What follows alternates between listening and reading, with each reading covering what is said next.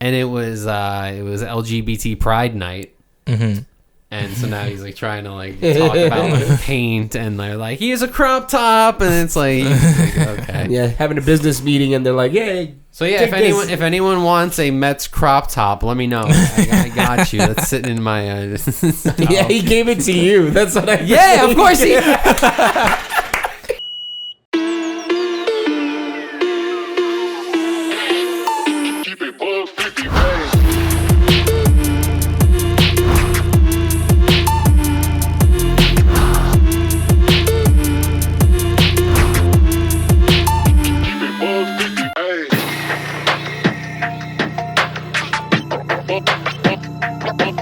What it do? Oh my God! Look at that. We're back. It was a whole week that we were gone, but it's like nothing happened. Nothing happened. We made it back. In those 2 weeks. Welcome to episode 286 of the Joystick Show. I'm Bobby, Dylan, Joey, Jerry, and three of us are not married. Yeah, but one is, and we'll get to that pretty soon. But before that, like this episode, feel free to subscribe to Team Joystick, and you know what? Leave a little comment giving Dylan some wedding advice, especially if you're not married. I think that's the advice we're looking for. We're looking for advice of people who actually have never been in a relationship or even outside. That's advice. That's what we're looking for. Hunter, if you still have Spider-Man bed sheets, you need to give Dylan some marriage advice. Perfect. All right. Exactly. That being said, welcome back, crew, and welcome back, Dylan. Take it away. I mean, this is. Let's recap. Yeah. So I got married. Yes, that was fun. I kind of hyped it up beforehand, so I don't know if I actually have a lot to talk about after the fact. I would just say, firstly, thank you guys for coming. Aww. Yeah. Thank you for the invite, man. There. It was a super vibe. Thank you for joining me. You were up on stage with me as we got the actual sacrament. As you guys saw in the Greek church, it's not just a prayer. There's some physical, actual... Yeah, you had to do like 4 laps around the altar. Correct. Like crisscross and Charlie Brown. Exactly. You have to crisscross the rings. You have to crisscross the Stephana, which are the little crowns. Yeah. Yep. And then you got to walk around a little. You got to do a little duck, duck, goose kind of situation. Your brother Corey was funny because when you had to do the lap thing, Mitch gave him the candle. And the priest was like, just, give it to him.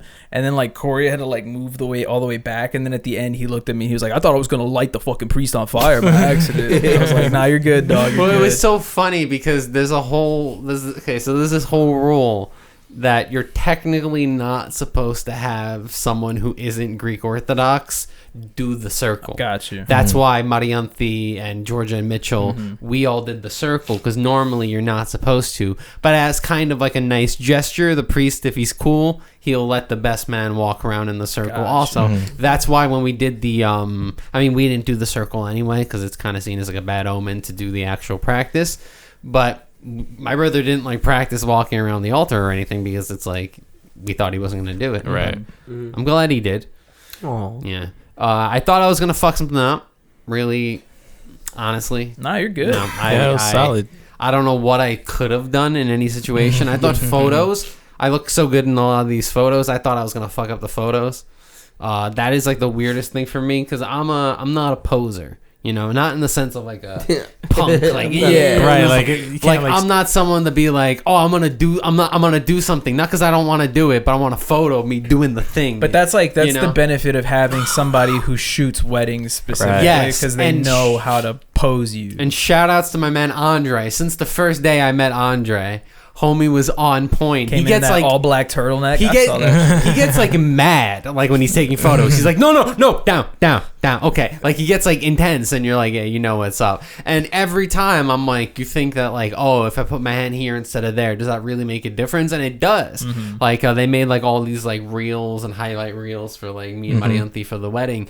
And it's like this stupid stuff that I saw being recorded where it was like, yeah, pretend to fix the dress, pretend to play with the veil or whatever. And then you look at it in the reel and you're like, that looks incredible. It looks like they were actually... fucking B-roll, baby. They know what they're doing. It's like, yeah, it's like actual, like, but like I'm so used to B-roll being in like a commercial and it's like some tacky shit. And it's like, no, this is professional. It's like we paid them thousands of dollars to do this B-roll. And we got some good B-roll of us walking and talking. Yeah. There's a lot of that, and you know That what? was so And you know what's gonna happen? There's gonna be there's a video of that, and it looks like we're fucking talking. Yeah. It looks like we're having a conversation. We're not just talking about my ass and Mitchell slapping my butt. We're actually discussing full on topics. Yeah, it looks like a business conversation. That's Talking funny. about the profits we drew up last quarter. Yeah. And And earnings the golf reports. session that we're about to have. On that golf course. Look at Mhm. that. Look at that. But yeah, I didn't even talk about the main part, which is the reception, Yeah. which is like the wedding. I knew it was incredible. I was just worried that like everyone else was having a good time, and I'm sure everyone else did have. I did something I wasn't expecting. Okay. I cried. I was not look. I did not. When think did you cry? I noticed. Cry. I noticed it. I When got did you cry? very When? emotional. What moment? For me, so honestly, what it was, I'll tell you straight up, right? Yeah. What it was is we got in. You did your first dance with Marianti. I thought it was mad sweet, whatever. Mhm. What got me was the Greek dance right after that, the one that we all learned in DR. Yeah. Just because, like, I don't know, and I kind of explained it to my mom in the moment too, where I was like, I've known you for so long, Mm-hmm. and part of what I've always known about you is how small your family is, and that's not like a bad thing, but I think it's also reflective in how much of my family has also become like your family. Yeah. So to see you surrounded by this whole new Greek family that like genuinely loves and accepts you, I was like, my fucking boy got a new family, man. I just completely got me. But very happily, because you know that was like the first Greek section, which I might say music wise, perfect. Yeah. You had the band, you had the DJ, who by the way, that DJ was That fucking DJ killer. was going crazy. My mom, for like no every reason. 5 minutes, was like, "What the fuck, bro?" Yeah, he was on it. But you know, they did the Greek section, they did music, and then after people ate, there was another Greek section, which is where you did that dance for Yeah, Marianti. there's that or- Mexico, yeah. So that part was fucking funny because by that point, I was already sauced the fuck up. And I was sitting next to your, or rather standing next to your brother Corey. And for the whole time of that, we were just like, this motherfucker, he's hitting that shit. Like, I'll play the video. I recorded it. But, bro, it was so fucking funny because me and Corey were both like, this fucking guy, man.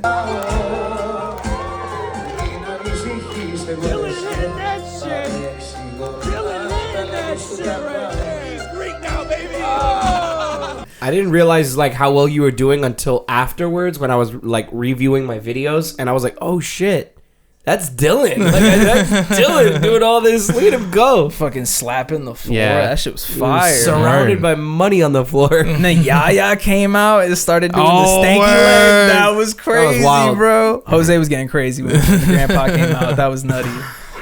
But yeah, that shit was it was a good time. Yeah, it was hype. I got a watercolor portrait painted of me and Mildred. That was pretty I saw dope. That was yeah. really sweet. I like that. I ate some great food. The on food, there. the food was Fantastic. like honestly, that's what they're gatekeeping at a lot of these like expensive country clubs. It's Yeah. just good food, honestly. Yeah. It's funny because like I would eat something and I'd be like, you know, it's not for me. But then there'd be like 35 other things, and I'm like, all right, I'll just go Yeah. find something that I do like. So that was pretty dope. Your cocktail killed me almost. I had one. It was the Oh, strongest. the old fucking fashioned. thing. Yeah. And especially when they told me they're like, yeah, we're gonna upgrade your bar for free. So it's like I did a shot at one point, and then they were like, yeah, that was $200 tequila. I was like, oh, okay. Yeah, I was like, let's go. Fucking nah. I switched immediately to the Marianti margarita, and I was just that was the whole night. That was my drink. Which that was also pretty strong. Yeah. They were also making those it was strong, sweeter, too. you know. Yeah. I literally had like 2 sips of the old fashioned. And I was like, Old fashioned was good. shit, couldn't handle it.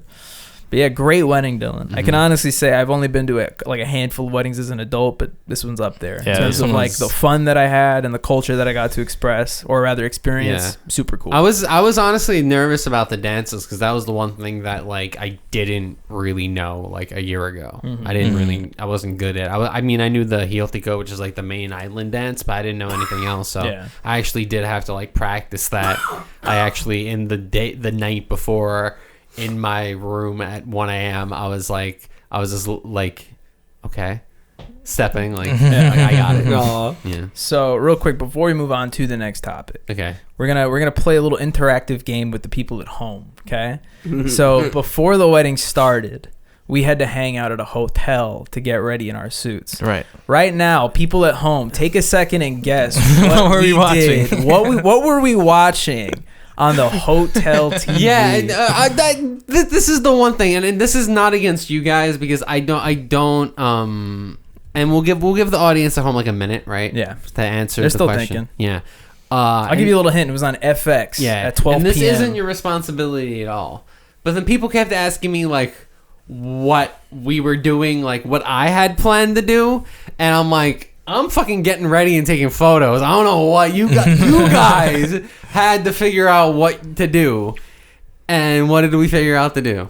Oh, they put on X-Men 3: The Last Stand. Yes. Well, we arrived during X-Men 2. Yeah, that's also true. Also, keep in mind, the people who hear that and already know, not only is X-Men 3: The Last Stand considered to be easily the worst X-Men movie. Honestly, a perfect fit for it's me. one of the worst movies ever made. and what a perfect fit for that to be the movie. Like an absolutely horrible film. Not to mention, we got on the bus after and fucking listened to I'm on a Boat by The Lonely Island heading to your wedding, which is insane. Yeah.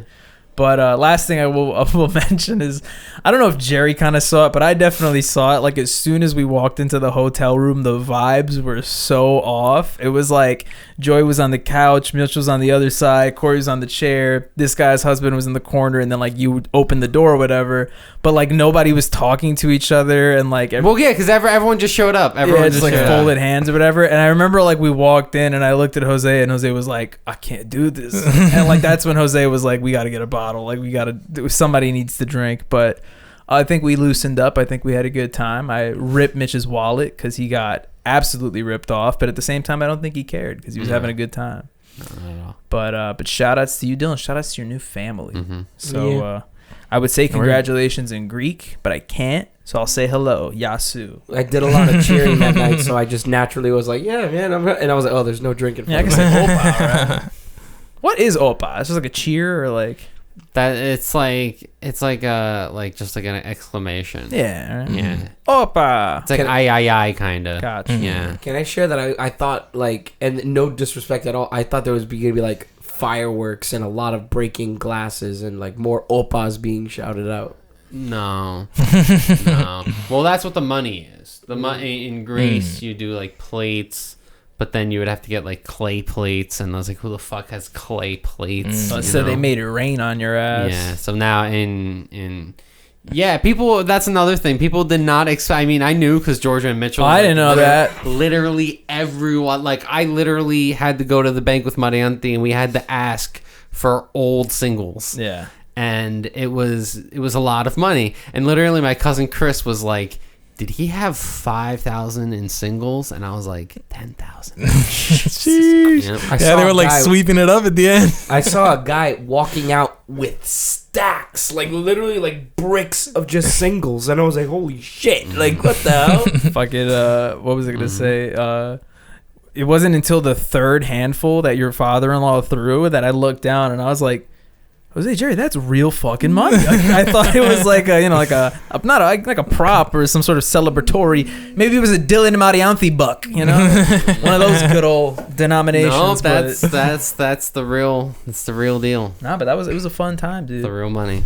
Also, a little side tangent. Mildred was asking, like, we talked about it before the podcast. Now our girlfriends are in the, what is our podcast? Or podcast. It's going to be a podcast, man. Yay. Podcast way. Fucking Jerry's going to be the officiant. He's going to have a mic. There's going to be a hair. But, no, and one thing I actually have always kind of wanted to do for my future wedding, and I'm glad she's on board because she thought it was cool. Granted, I'd like to hire the video team to do the whole fancy, like, this summer, Bobby, Mildred, whatever. Because, they make it super trailerific. Yeah. But I do want to hire the old school guy who comes in with the camcorder and the microphone and everybody, like, gives good wishes on, like, the old VHS tape. Yeah. So we're doing retro style. I like that. That's cool. Yeah. But other than that, that's weddings, bro. Cole and I are going to come in on a zip line.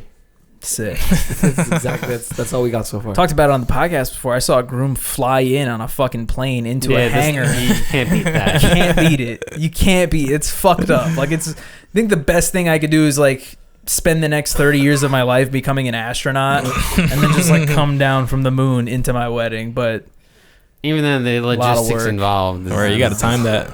Yeah, you gotta land. Everyone's gonna be like far away. Yeah. So, and like your bones turn to silly putty. So you gotta get like in a wheelchair, get wheeled to your wedding. Well, it's funny you say that because at the wedding I was at with the hangar, like when you envision it, it feels a lot cooler, and it is cool. I'm not trying to discredit it. Like he flew around and he like landed. But like he landed like over there, yeah. right? And then he has to like walk 5 minutes over, and then everybody's like, "Please take your seat." Like it would have been way cooler if we were already like at the chairs and this motherfucker like blowing everyone over right next to it. And he comes out, takes the aviators off, fucking kicks the door down. No, exactly, he was off.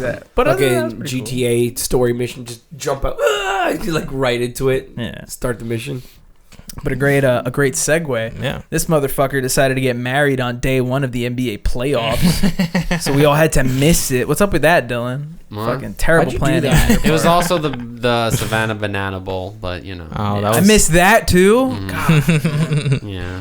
But we're officially in playoff basketball. Yeah. And things are not exactly looking how we thought they were supposed to be looking. Wait, but you're not a fan of the Atlanta Hawks? I've never been a fan of the Atlanta Hawks. You're not a fan of the thing with the Atlanta Hawks, I don't really have to explain it, but it was always rooted in hate for Trae Young. Fucking ice Trae. He's cold veins. And now they're good. But now they have CJ McCollum. And I here's the thing with CJ McCollum. He's like a guy. He is just like a guy. He's just this married dude with kids. He owns a winery. You saw that clip, right? Where someone was like, is this starting the villain arc for CJ McCollum? Yeah, but and he's like, no, I'm just the guy.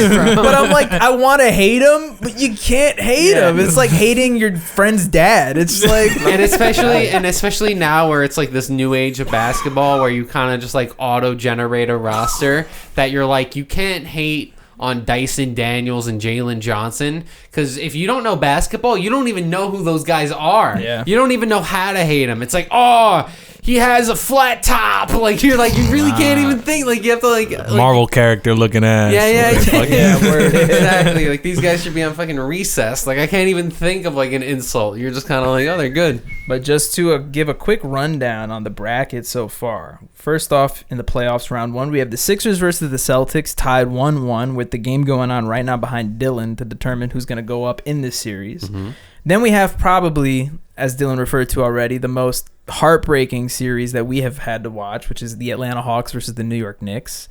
I kind of feel like we all expected the Knicks were going to easy sweep that shit, and now things are getting very scary. Getting real dicey. We got the Detroit Pistons and the Magic. The Magic kind of surprised me when they took game 1, I will say, but I do think the Pistons should easy clap this by the end of the series. Cleveland and the Cavs, or not Cleveland and Toronto, Cavs Raptors. So the Cavs are up 2-1. But I feel like you can't ever count these fucking Raptors. I love the Raptors. I never see them win, but they're good. I don't know how else to describe it. Like whenever I watch them, they're losing, but I'm like, they have to be good. Yeah, they're in the playoffs. They won. They won games. They have to be. So now we have Spurs Trailblazers, which granted was looking very easy for the Spurs until Victor Wembanyama sustained a very interesting concussion at the beginning of their second game. So now the series is tied 1-1. We have Minnesota and the Nuggets, which is probably the most hype matchup that we were seeing. Like this could have easily been the Western Conference Finals, but we're getting it in round 1. And the Timberwolves are up 2-1 right now. So like who does win in a fight though? I think that a Golden Nugget versus a Timberwolf. I think they get tummy problems, you know. I think the Timberwolves wins. Now you got the LA Lakers versus the Houston Rockets, which is probably the most fun one that I've been watching. That's like a round 3 matchup if you really think of round 2 matchup. But what makes it extra special is the fact that LA lost both Luka Doncic and Austin Reeves right before the start of the playoffs. And at least in Luka's case, he's not projected to come back until their second round. So they really needed LeBron James to step up and anchor this team. And holy shit, this man has been doing it. So fucking shit. I think he triple-doubled his first one, but fucking the GOAT. The GOAT. Nice. And last but not least, we have OKC versus the Suns, who were leading 2-0. I don't think anybody expected that one. That might be the only sweep here. But that being said, real quick, I'm going to go down them real quick one more time. You tell me who you think wins it, all right? Everybody can go for it if you want to jump for it. Sixers, Celtics. Sixers. Celtics. Hawks, Knicks. Hawks. Knicks. I got a whole true. No answer. Pistons, Magic. Pistons. It's going to go to 7, though, I think. Cavs, Raptors. Raptors. I want the Raptors to win though. Spurs, Blazers. Spurs. Minnesota Nuggets. Nuggets. They got to give it to the Nuggets. Lakers, Rockets. Rockets. Lakers. OKC Suns. The Suns. Now the last thing I'll ask you guys, a little prediction going into the end of the playoffs. Who do you think is going to be in the finals? In the finals? Mm-hmm. In the finals. I think I Knicks and see. Nuggets. Ah man, I don't know that the Knicks can do it. Knicks and Spurs. Wait, so it'd be Could be. Wait a minute. Who's the last East team again? The last East team that I said. It was it would have been Hawks, Knicks. I've said Cavs and Raptors. Yes. So basically, the winner of Celtics Sixers goes on to play the winner of Knicks Hawks. Yes. And then the winner of Cavs Raptors plays Pistons Magic. Pistons Magic. Shit. I think it's gonna be Celtics Cavs or Celtics Pistons as the East Coast Finals matchup. Yeah. Okay. That's I agree with that. I think. And I think the Celtics go to the finals. We'll see. I think. I don't think the Pistons are good enough. I love the Pistons, but I don't think Who they're wins good enough. between Spurs and Nuggets? It depends if Wemby's healthy. Yeah. If Wemby's back at Spurs. I'll if give it to the Wemby's not back. Spurs, and then that'd be Lakers OKC. Give it to OKC. So I would say the Western Conference would be Spurs OKC. That's the one I think I want to see. That's like my fairy tale finals. To see If Spurs everyone's okay. healthy, yeah. And see I who need to see goes on from because that. during the season the Spurs were spanking them. Yeah, 100%. So yeah, I if I had to take a guess, I'll say Celtics Spurs. I think that's fun. Celtics Spurs in the finals. Maybe Celtics OKC, but one of those. Can't believe I'm saying that. I fucking hate Okay, Boston. so I'll go.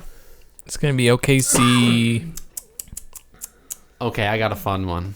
Hawks OKC. I was about to say that, dude. I was about to say that. There is a team I am secretly rooting for, and that's the Cavs. I would like to see the Cavs go far, just because I am a personal fan of both Donovan Mitchell and James Harden. Yeah, they got a little boost with Harden. This is their year. Yeah, it really is. Like, because the Cavs every year they're good, and then they get to the playoffs, and everyone's like, nah, no chance. So they're kind of stacked. This is it. Mm-hmm. This is it. What is your fairy tale matchup here in this playoffs? If I could see it, Yeah, like your favorite series that could happen. and if everybody's healthy, maybe Knicks Celtics. Knicks Celtics would be good to I see. just that's I feel like we've That's seen a it a lot classic before, but it's the matchup. That's the matchup. And keep in mind, like everyone's healthy, so it would be decent. Right, But Tatum's back. keep in mind, I'm not saying that as a Knicks fan. 'Cause if you're a Knicks fan, you want them to stay as far away from that team. right. But as a basketball fan, like I couldn't. Also, like I would say, I'd always love to see a Celtics Lakers finals. It's always a weird one to see, but being the two most obviously the Celtics have one more championship over the Lakers, but they are the two dynasty teams, so it's always fun to see them go back to back. But that'd be hype too. see the I'd Lakers watch that. tie it up. Boom, that'd be sick. Shout out. All right. Fucking anybody else been doing anything else of note of anything? We've been gone for 2 weeks. It's been a dry spell. been a blur. Baseball's fucking cool. Yeah. Yeah, baseball's cool. Didn't Mom Donnie see the Mets and then they lost tragically? Yeah. Is he like reverse Grimace? I think he reversed Grimace, but I think we're on the right track now. Did he throw the first pitch or was he just in attendance? He was just there. I think that's what it is. Yeah, It's he like should've bad luck. If he threw the first Yeah. pitch, It would have been different. we're good. Are we going to Naruto night? Yo, Naruto night. I did see that. Yeah. I don't know.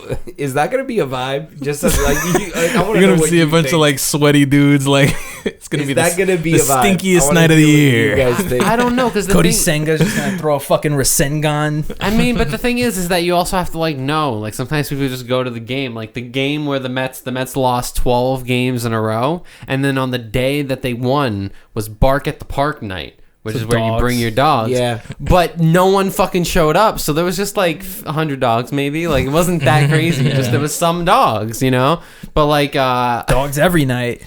I remember my brother now, Mitchell.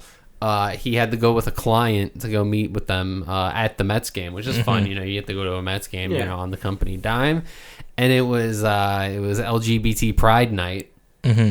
And so now he's like trying to like talk about like paint, and they're like, he has a crop top, and it's like okay. Yeah, having a business meeting, and they're like, "Yeah." So yeah, if anyone wants a Mets crop top, let me know. I got you. That's sitting in my. Yeah, he gave it to you. That's what I. Yeah, of course he.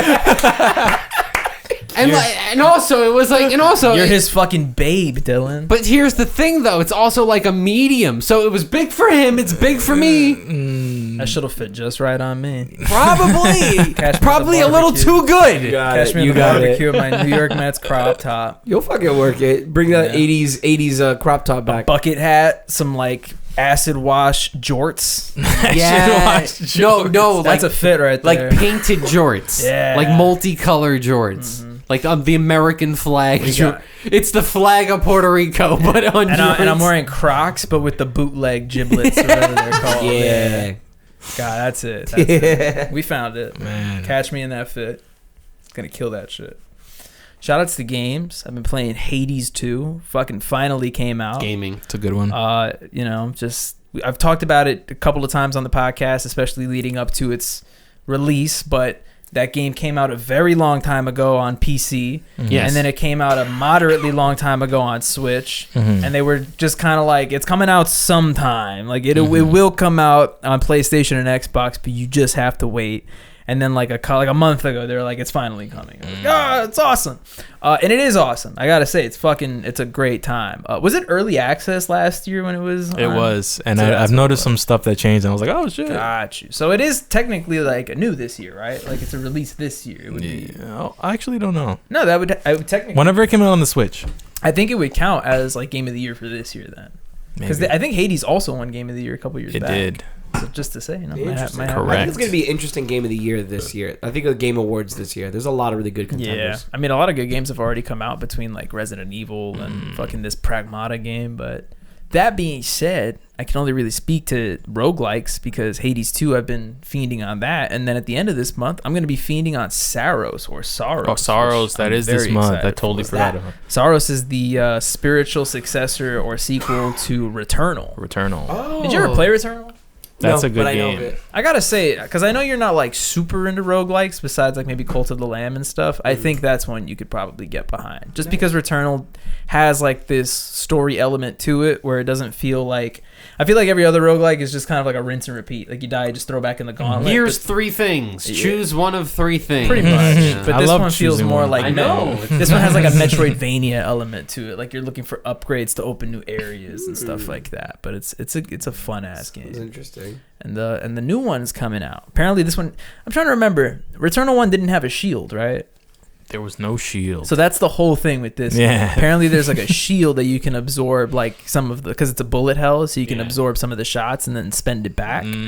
But apparently that's like the whole new big gameplay gimmick that we're gonna have to master. You know what's funny? I remember that game's title and everything, but I remember it solely because it was one of the early PS5 games. Like there was no games on the PS5, and then it was like Returnal. Yeah.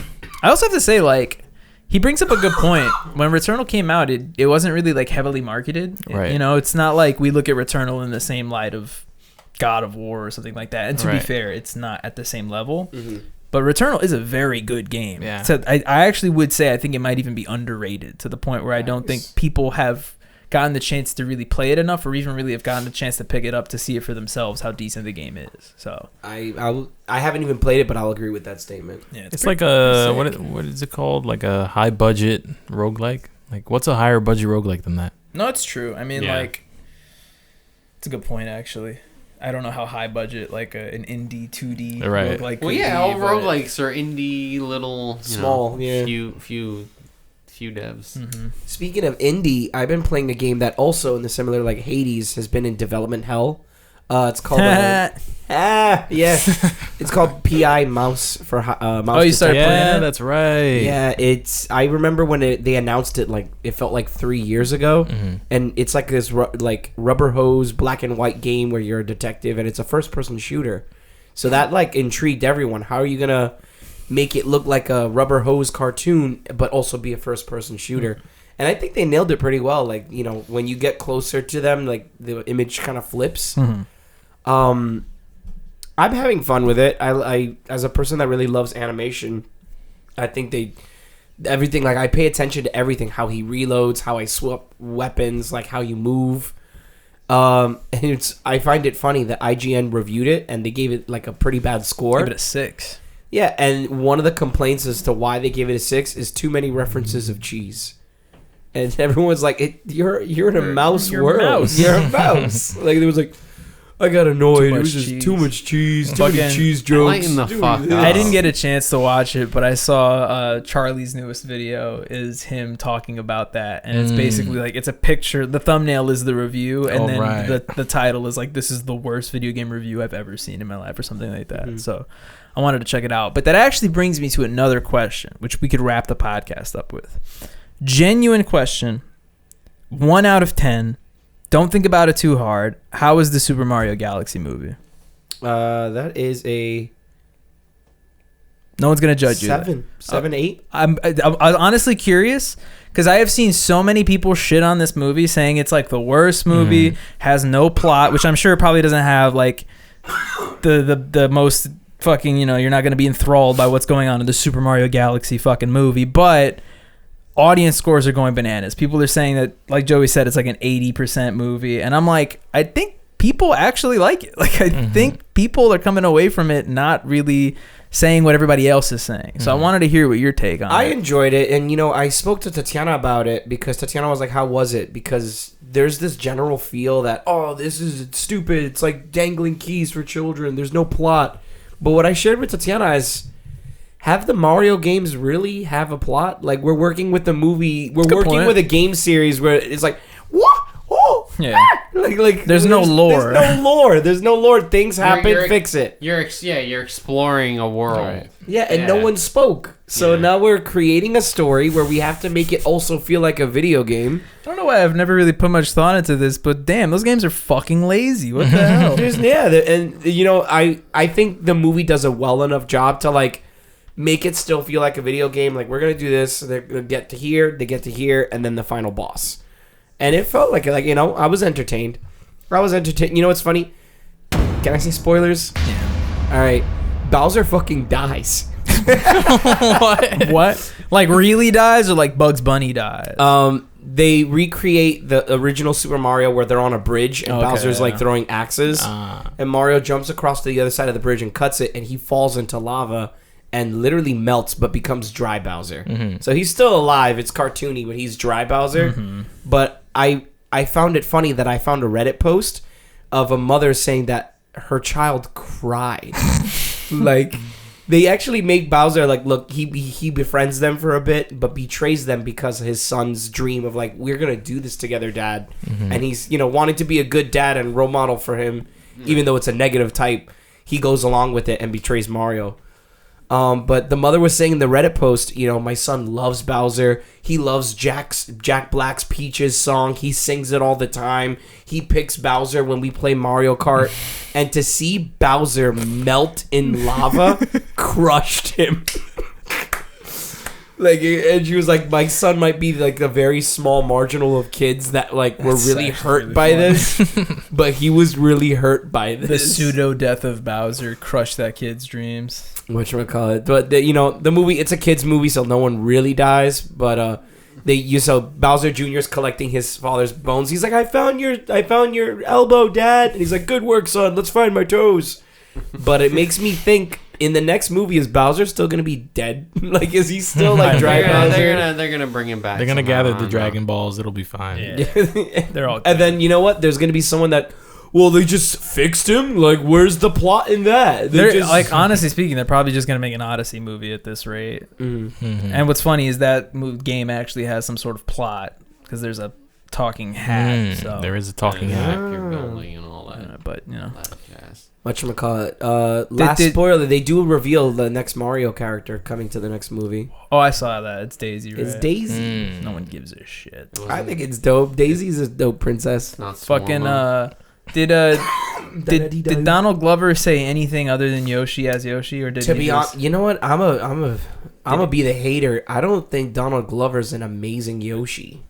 I don't think anybody would be an amazing Yoshi. He says one thing. He says one thing, but it sounds like someone trying to sound like Yoshi. Okay. Like there are people. But and I'm sorry to play devil's advocate here, but wouldn't that be anybody trying to sound like Yoshi? But like there are people that can perfectly sound like how Yoshi sounds like in the game. But because it doesn't sound like the Yoshi in the game, it sounds like someone trying to sound. But it's not Yoshi. A game. I'm just being honest. No, I think Joey's right. I think we need to have fair representation. We need to find a some type of dragon creature that lays eggs and have them it actually voice it. Yeah. Yoshi. That would have been probably the best pick. A little Christopher Walken action. I would love to see, and I don't know if he signed something. If he signed something where it was like, do not show any clips of me doing the Yoshi voice in the booth. Because there's none. There's no photos. There's no videos of Donald in the booth doing a Yoshi voice. I only asked because he's in all of the press stuff, and I'm like, did you say anything in this fucking movie? And you're in everything, like all the interviews. And I mean, honestly, if I had any type of fame, that's exactly what I'm doing. Yeah. I'm putting myself into the side bit of a movie, and then I'm going to every red carpet. Cashing in the film. No, I was the lamp. That was me. Yeah. I'm bright. Yeah.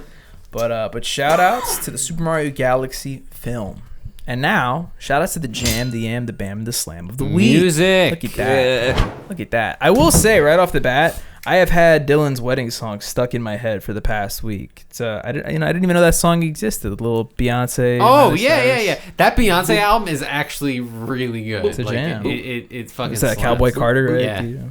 The new one.